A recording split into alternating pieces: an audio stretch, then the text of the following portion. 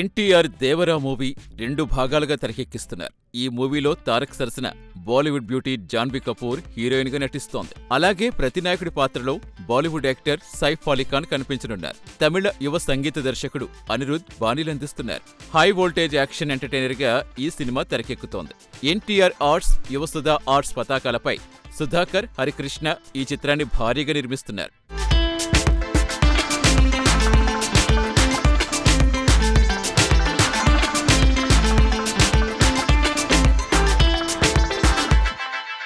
అయితే ఈ movie part 1 shooting ముగించినట్టుగా తాజాగా హీరో ఎన్టీఆర్ ట్వీట్ చేశారు. ఈ సినిమా షూటింగ్ ఎప్పుడు కంప్లీట్ అవుతుందా, ఎప్పుడు అప్డేట్ ఇస్తారా అని ఎదురు చూస్తున్న అభిమానులకు తారక్ ఈ ట్వీట్తో గుడ్ న్యూస్ చెప్పారు. దేవరా సినిమాకు సంబంధించి పార్ట్ 1 షూటింగ్ ముగించారు. ఇది చాలా అద్భుత ప్రయాణం. మహాసముద్రమంత ప్రేమను పంచిన టీమును మిస్ అవుతున్నానని, కొరటాల శివ రూపొందించిన దేవరా ప్రపంచంలోకి సెప్టెంబర్ 27న కలుద్దామని ట్వీట్ చేశారు. అలాగే షూటింగ్ లొకేషన్లో దర్శకుడితో కలిసి ఉన్న ఓ ఫోటోను కూడా ఈ ట్వీట్కు జత చేశారు.